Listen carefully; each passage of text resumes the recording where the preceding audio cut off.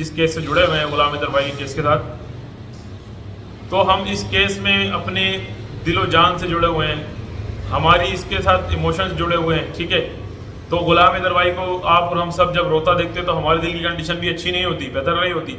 40% वहाँ पर जो भारत के अंदर जो महिलाएं हैं वो या तो अपने घर चले जाती हैं, ठीक है, यानी कि अपने घर चले जाती हैं, वहीं पर ही डिलीवरी वगैरह सब उसकी बहन है, उसकी अम्मा, उसकी भाभियाँ संभालती हैं। ठीक है, ननद वाली कहानी को आप रखें थोड़ा साइड में।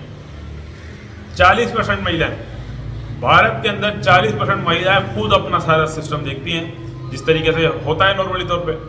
20% भी ऐसा नहीं है कि नंदे आके देखें उसकी। अस्सलाम वालेकुम दोस्तों, उम्मीद करता हूँ आप सब खैरियत से होंगे और अपनी लाइफ बहुत अच्छे तरीके से एंजॉय कर लोगे।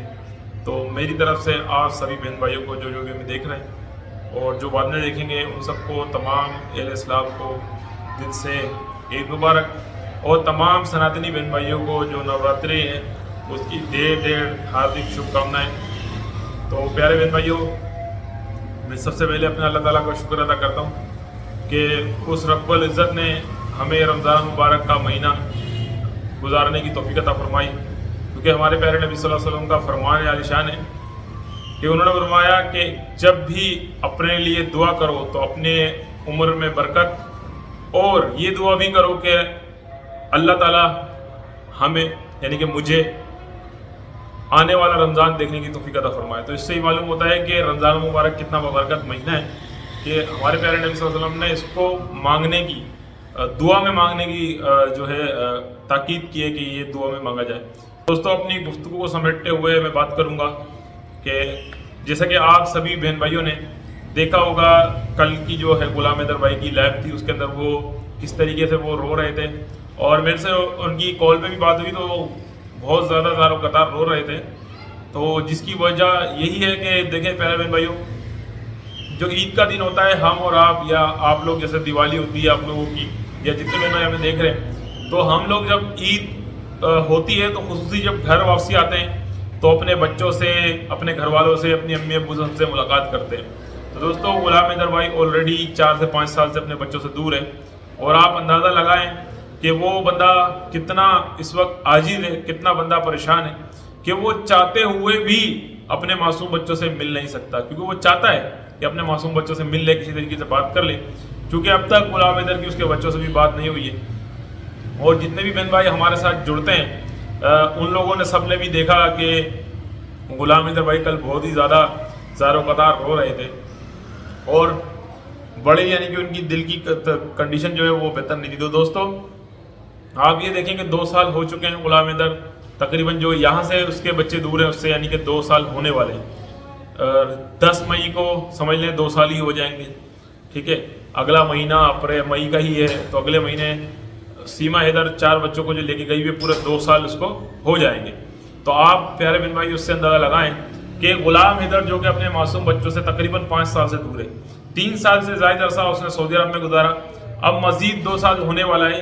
सीमा हैदर उसके बच्चों को लेकर, गुलाम हैदर के लेकर वहाँ इलीगली तौर पर भारत के अंदर बैठी हुई है। तो दोस्तों, आप सभी ने कल की जो वीडियो लाइव देखी होगी, उसमें गुलाम हैदर कितना आजिज़, कितना इंकसार और कितना परेशान नजर आता है। तो दोस्तों, आपने देखा होगा कि गुलाम हैदर भाई कल की जो लाइव है उनमें किस तरीके से रो रहे थे, और आप अंदाज़ा लगाएं उसकी दिल की कंडीशन ज़हनी तौर पर क्या होगी कि जो बाप अपने बच्चों से 5 साल से दूर है, और इस साल भी मतलब उसको ईद जो है बगैर बच्चों के गुजारनी पड़ी। तो दोस्तों, आपने और हम सभी ने इसको पिछले साल ही दिलासा दिया था कि हैदर भाई आपकी इस साल की ईद तो अपने बच्चों के बगैर गुजर गई है, मगर इंशाअल्लाह अगले साल आपके बच्चे आपके साथ होंगे। मगर दोस्तों, निराश हुए हम, फिर एक मरतबा निराश हो गए कि गुलाम हैदर की ईद इस साल भी अपने बच्चों के बगैर ही गुजर गई, बल्कि ये कह लें कि अपने बच्चों से बगैर बात किए गुजर गई। तो दोस्तों, 2 साल का अरसा हो चुका है, गुलाम हैदर बारहा कह चुका है कि मेरे बच्चों से बात नहीं कराई गई, मेरे बच्चों से बात नहीं कराई गई। तो मैं, आज ईद का दिन है, तो मैं क्या कहूँ, मेरे पास अल्फाजात नहीं है, मेरी खुद दिल की कंडीशन आज बेहतर नहीं है। जाहिर सी बात है कि दोस्तों, जैसा कि आप सभी जानते हैं, हम जिस केस से जुड़े हुए हैं गुलाम हैदर भाई के केस के साथ, तो हम इस केस में अपने दिलो जान से जुड़े हुए हैं, हमारी इसके साथ इमोशंस जुड़े हुए हैं। ठीक है, तो गुलाम हैदर भाई को आप और हम सब जब रोता देखते तो हमारे दिल की कंडीशन भी अच्छी नहीं होती, बेहतर नहीं होती। तो दोस्तों आज सोचें कि वो बाप जो अब तक 2 साल हो गए रो रहा है, तरस रहा है, तड़प रहा है, बार बार हाथ जोड़ रहा है, मिन्नतदारी कर रहा है, मोदी जी को सरकार को जो है ना वो गुहार लगाता है, योगी जी को सरकार को गुहार लगाता है, कभी अमित शाह साहब, जयशंकर साहब, सबको वो कहता है, मगर हम हैरान इस बात पर है कि आज तक 2 साल होने वाले हैं और आज तक गुलाम हैदर की कोई सुनवाई नहीं हुई। इसको हम यही कहेंगे, कोई सुनवाई नहीं हुई। ठीक है, मोमिन साहब तो अपना काम कर रहे हैं और करते रहेंगे जब तक गुलाम हैदर को इंसाफ ना मिल जाए।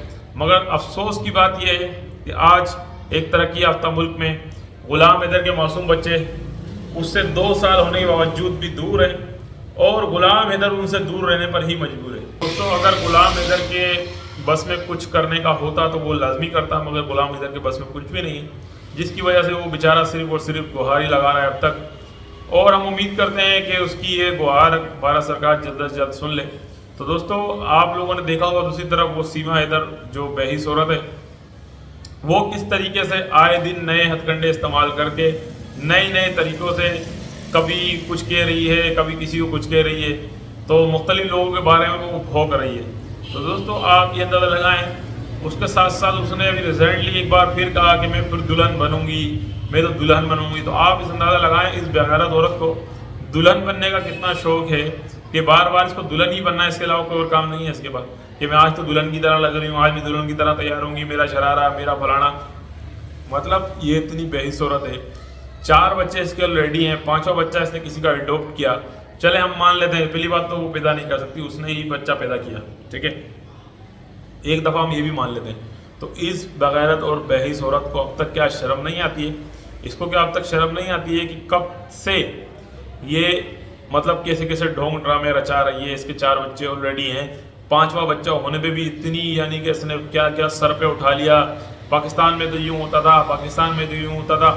कहती है कि पाकिस्तान में तो छठी होती है तो सिर्फ नाम धर दिया जाता है, उसके बाद यूँ होता है, और हिंदुस्तान का तो निज़ाम इतना अच्छा है, यहाँ तो ननद आती है। तो हम भी हिंदुस्तानियों से राब्ते में हैं, हमारे भी हिंदुस्तानियों से बहन भाइयों से, जब से ये भगोड़ी यहाँ से गई है तो हमारे भी हिंदुस्तानी सनातनी बहन भाइयों से ताल्लुकात हैं। ठीक है, 40% वहाँ पर जो भारत के अंदर जो महिलाएं हैं वो या तो अपने घर चले जाती हैं, ठीक है, यानी कि अपने घर चले जाती हैं, वहीं पर ही डिलीवरी वगैरह सब उसकी बहन है, उसकी अम्मा, उसकी भाभियाँ संभालती हैं। ठीक है, ननद वाली कहानी को आप रखें थोड़ा साइड में। 40% महिलाएं भारत के अंदर, 40% महिलाएं खुद अपना सारा सिस्टम देखती हैं जिस तरीके से होता है नॉर्मली तौर पे। 20% भी ऐसा नहीं है कि नंदे आके देखें। उसकी वजह दोस्तों, अगर नंद अपने ससुराल चले जाएगी तो वो क्या एक अपनी भाभी के लिए पूरे घर को छोड़कर आएगी, आके इसका देखभाल करेगी? ऐसा हो सकता है? 1.25 महीने तक ननद आके भाभी को देखेगी, तो फिर ननद का घर कहाँ गया, उसकी सास कहाँ गई, उसका शोहर कहाँ गया, उसका हस्बैंड कहाँ गया, उसके बच्चे कहाँ गए? तो भाई जाहिर सी बात है रेती दुनिया के साथ चलना है।